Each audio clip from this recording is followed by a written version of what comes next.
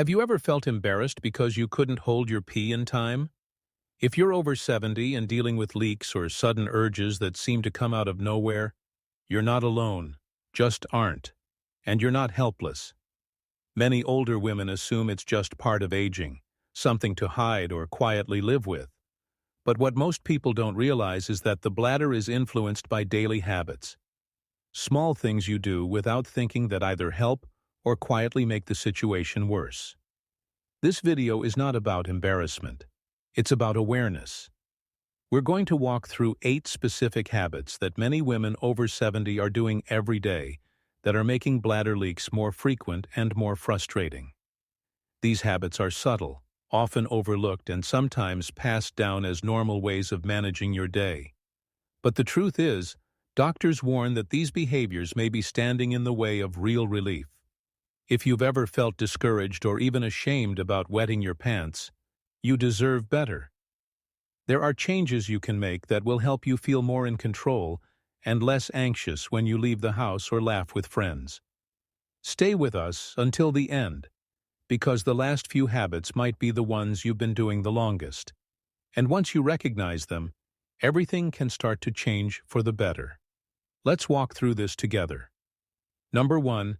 Ignoring the urge to go. One of the most common habits that quietly makes bladder leaks worse is holding your urine too long. It might seem harmless, even helpful. You're trying to be efficient, avoid too many bathroom trips, or wait for a more convenient time. But every time you resist the urge to go, you're sending a message to your bladder that it needs to stretch beyond its natural limit. Over time, that repeated stretching can weaken the bladder muscles and confuse the normal signals your body sends. What starts as a delay becomes a habit, and that habit turns into a new baseline for your bladder. One where urgency hits, faster and more unpredictably, because the muscle has lost some of its tone. You may notice that when the urge does come, it comes on strong. There's less time to respond, and your chances of making it to the bathroom without leaking become smaller. This is especially challenging for older adults because the body's reflexes aren't what they used to be. What used to be a 5-minute warning might now feel like 30 seconds.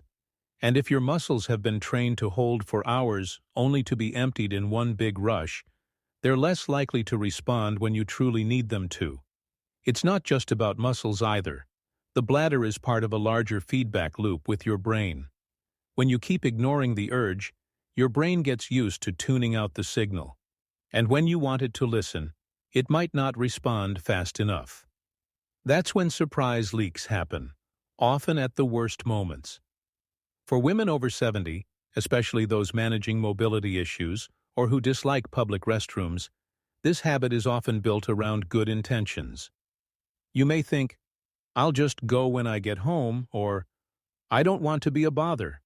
But holding too long can end up being more of a bother in the long run, not just because of accidents, but because it trains the bladder to behave unpredictably. Instead, try using the bathroom every 2 to 3 hours, even if you don't feel a strong urge. This helps retrain your bladder to stay in rhythm, and it keeps those muscles active without overstraining them. It's a small change, but over time it can reduce both urgency and leakage. So the next time you feel the need to go, honor it. Listen to your body. It's not an inconvenience, it's a signal. And when you treat it with care, it tends to respond with the same. Number 2, drinking too much fluid before bed. A glass of water before bed might seem harmless, maybe even comforting. For some, it's part of a nighttime ritual. You sip, settle in, and drift off. But for women over 70, the timing of your fluid intake can have a much bigger impact on your sleep and your bladder than you may realize. As we age, our bodies process fluids differently. The kidneys often become more active at night, which means more urine production while you sleep. If you add a full cup or 2 of liquid in the hour or 2 before bedtime, you're practically guaranteeing that your bladder will be full in the middle of the night. And if you've already been experiencing leaks or urgency, that full bladder can wake you abruptly or worse, empty before you make it to the bathroom. Many older adults also deal with reduced mobility or slower reaction time when getting out of bed.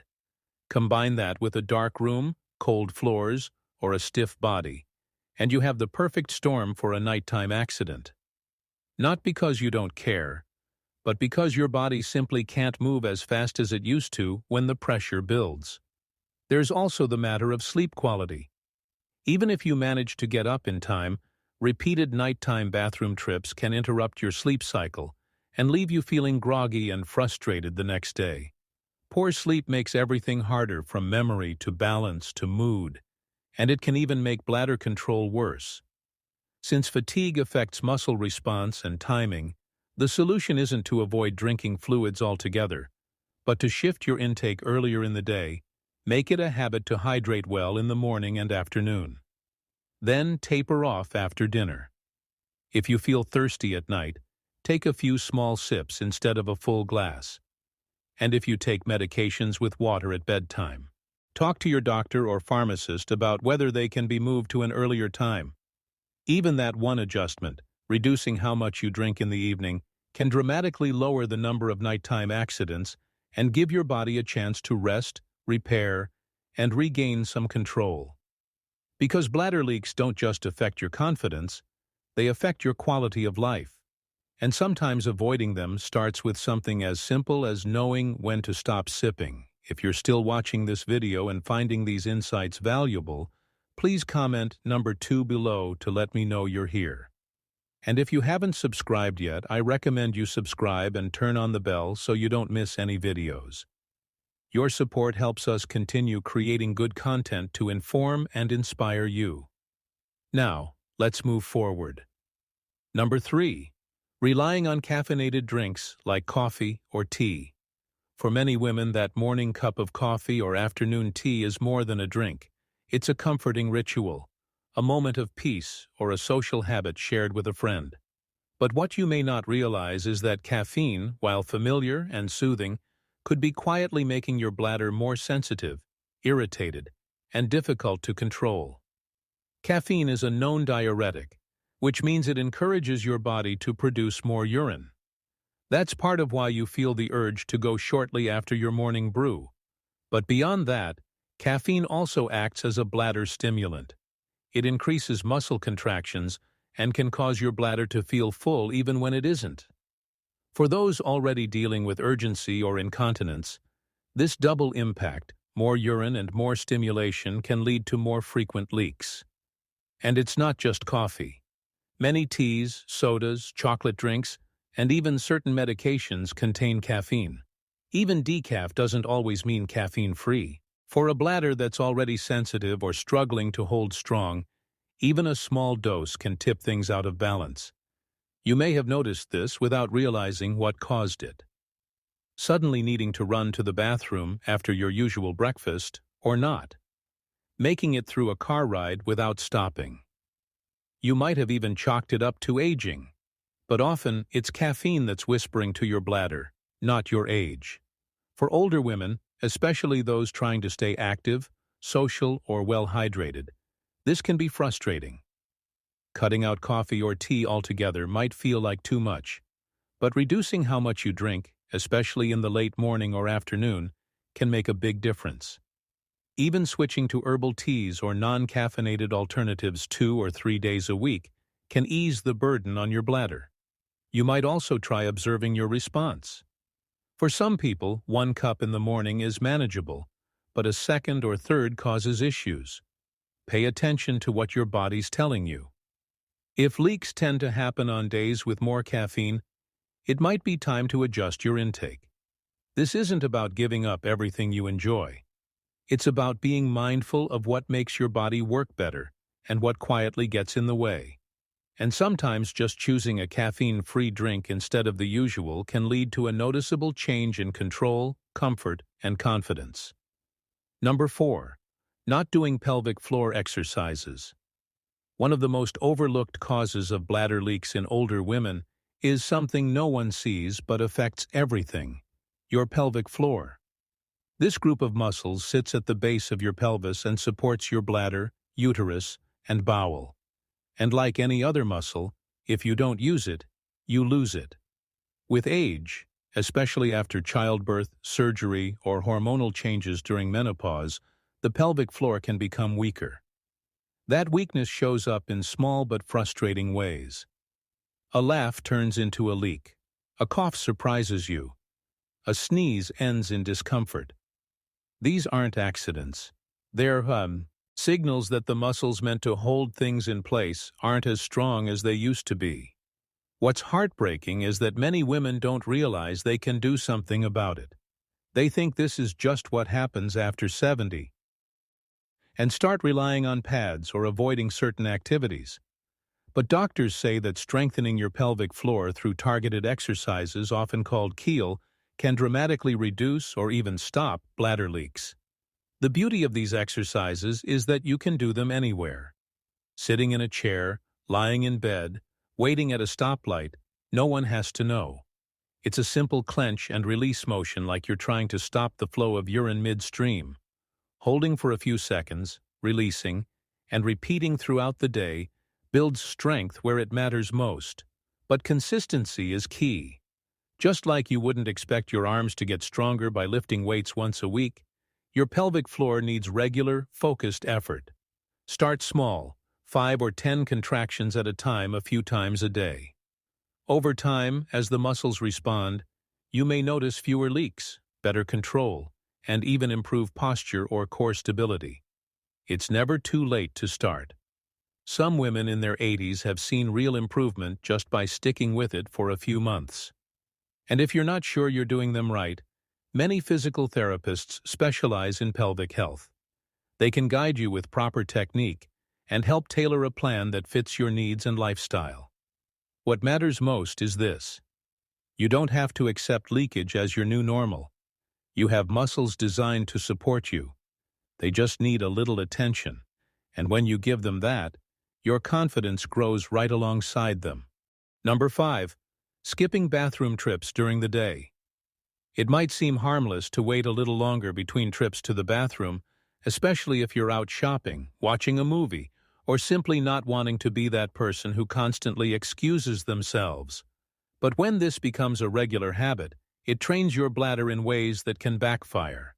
The bladder is a flexible organ. It stretches to hold urine and then contracts when it's time to release. But when you regularly go long hours without urinating, the bladder becomes overstretched. Over time, this can reduce its sensitivity, meaning you don't feel the urge until it's already very full. And that's where the trouble begins, because when the urge finally hits, it often feels urgent and sudden, and leaks become more likely. For women over 70, this is especially risky. Aging muscles don't react as quickly, and a delayed response can mean the difference between making it or not. What used to be a manageable inconvenience turns into a source of embarrassment or worry, all because the bladder has been trained to wait too long, too often. There's also a psychological pattern that develops. When you ignore your body's natural cues repeatedly, you start to trust those cues less. You question whether you really need to go. You tell yourself, "I'll wait just a bit longer." And then one day, you don't make it. Not because you didn't care, but because the signal didn't come in time or your body didn't have enough warning to react. The good news is this habit can be gently reversed. Setting a routine, such as going to the bathroom every 2 to 3 hours, even if you don't feel a strong urge, can help retrain your bladder. It keeps the volume manageable, reduces stretching, and gives you back more control over timing. It also helps prevent the panic that comes from sudden urgency when you're out in public or away from a restroom. Think of it like tuning an instrument. The more consistent the rhythm, the better it performs. Your bladder is no different. Giving it a chance to empty on a regular schedule helps maintain its natural function and lowers the risk of unpredictable accidents. So, if you've been pushing through the day without stopping, thinking it's saving you time or hassle, remember those small breaks might actually be saving you more than you realize.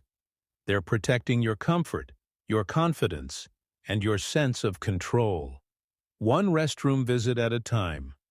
If you're still watching this video and finding these insights valuable, please comment number 5 below to let me know you're here. And if you haven't subscribed yet, I recommend you subscribe and turn on the bell so you don't miss any videos.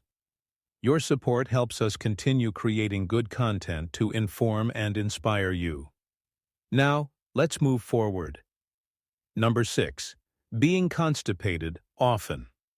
It might surprise you to learn that what's happening in your bowels has a direct effect on what's happening in your bladder. For older women, especially those dealing with chronic constipation, the connection is not just physical, it's structural. The rectum and the bladder sit right next to each other in the body. And when the bowels are backed up, they press against the bladder, reducing its space and its function. When your intestines are full, they create pressure that the bladder has to work against. That pressure can increase urgency, limit how much the bladder can comfortably hold, and make the muscles surrounding the area work overtime. It's like trying to inflate a balloon inside a crowded suitcase. There's just no room to expand. The result? Sudden urges, accidental leaks, and the frustrating feeling that you just went to the bathroom, but already need to go again. Many older adults quietly live with constipation without realizing how much it's affecting their bladder. You might think it's just a part of aging, or that you need fewer trips to the bathroom now that your appetite has changed. But slow or irregular bowel movements often come from dehydration, lack of fiber, reduced mobility, or even medications. All common among people over 70. And when left unchecked, this can quietly turn into a daily problem that affects everything from digestion to sleep to bladder control. Some women notice they leak more during a bowel movement or just after. Others feel discomfort in the lower belly but can't quite tell what's causing it. If any of this sounds familiar, your bladder may be responding to the strain of constipation, even if you haven't pieced it together yet. What can help? Staying hydrated is a start. So is adding more fiber through fruits, vegetables, and whole grains. Gentle movement each day, like walking or stretching, also helps your digestive system stay active. And if you're taking medications that cause constipation as a side effect, talk to your doctor about alternatives or gentle remedies that can support regularity. When your bowels move comfortably, your bladder has the space and support it needs to do its job properly. You might not notice the change immediately, but over time, you'll likely feel less urgency, more complete emptying, and fewer unwelcome surprises. Number 7. Wearing tight clothing around the abdomen. What we wear can have more of an impact on our body than we sometimes realize, especially when it comes to bladder control. Many women over 70 continue to wear snug-fitting pants, compression garments, or tight waistbands, either out of habit for posture or simply because those clothes feel familiar. But when clothing presses too firmly around the midsection, it can quietly place pressure on the bladder and reduce its ability to expand comfortably. Imagine your bladder like a balloon trying to fill with water. If you wrap that balloon in tight fabric and squeeze, it has less room to stretch. That pressure creates an artificial urgency. You feel like you need to go, even when the bladder isn't full. And over time, this external pressure can lead to more frequent urges, more sensitivity, and a greater risk of unexpected leaks. Tight clothing can also interfere with your pelvic floor. These are the muscles that support your bladder, and they rely on flexibility and movement to function properly. When your clothes restrict the area around your hips and belly, those muscles can't engage as freely. That means even if you're doing your pelvic floor exercises, you might be canceling out the benefits by compressing the area all day long. You might not think your clothing is tight, especially if it still fits, or you've worn it for years. But as our bodies change, even familiar garments can start to dig, ride up, or hold in ways they didn't before. This is especially true after weight shifts, surgeries, or digestive changes. You might notice red marks on your waist at the end of the day, a feeling of bloating or even discomfort when sitting down. These are all quiet clues that your outfit might be doing more harm than help. You don't need to sacrifice style for comfort. Look for elastic waistbands that stretch without squeezing, or high-rise pants that distribute pressure more evenly. Flowy fabrics, relaxed cuts, and breathable materials can all help you feel supported without being constricted. And if you wear support garments for posture or back pain, consider reducing the time you wear them or switching to ones that target specific areas without compressing the whole abdomen.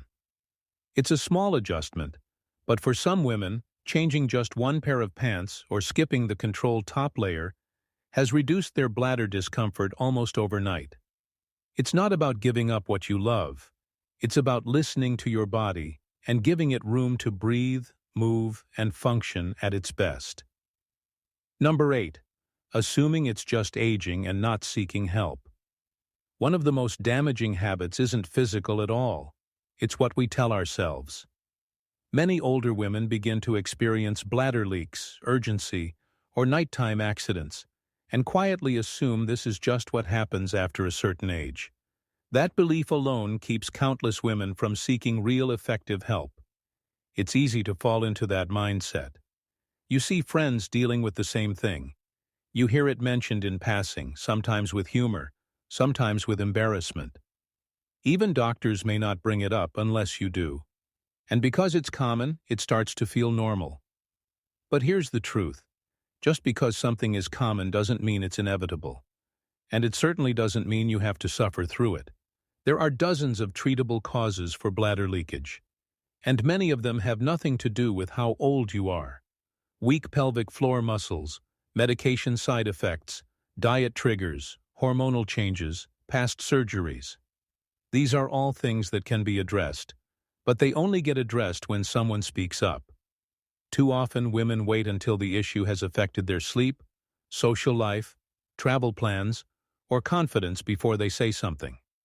By that point, they may have built their entire day around managing leaks, packing pads in their purse, planning routes around restrooms, or staying home altogether. It's not just uncomfortable, it's limiting. Doctors today have more tools than ever before to help. From pelvic floors, our therapy to medication adjustments to behavioral strategies and even outpatient procedures, there are real respectful ways to reduce or even stop incontinence. But they start with a conversation. And that conversation starts with you deciding your comfort and dignity are worth it. If you've been blaming yourself or feeling like it's too late to make a change, I want to gently remind you your body is still listening. It's still able to heal, strengthen, and adjust, but you have to give it permission. And that often starts with letting go of the belief that this is just aging and replacing it with this deserves attention, because it does. You do. And taking that first step, asking your doctor, trying one new habit, even just learning more is not admitting weakness. It's reclaiming strength quietly and entirely on your terms. If you're still watching this video and finding these insights valuable, please comment number 8 below to let me know you're here. And if you haven't subscribed yet, I recommend you subscribe and turn on the bell so you don't miss any videos. Your support helps us continue creating good content to inform and inspire you. Now, let's move forward. Final thoughts. Now that we've walked through these 8 hidden habits, it's worth asking yourself how many of them have quietly slipped into your routine. Not out of neglect or carelessness, but out of habit, comfort, or the belief that nothing could really change. The truth is, bladder control after 70 isn't just about aging. It's about awareness, and awareness gives you choices. You now know that holding it in too long trains your bladder the wrong way. That too much fluid at night or a second cup of coffee can tip the balance. That weak pelvic muscles and overlooked constipation are connected in more ways than we're usually told.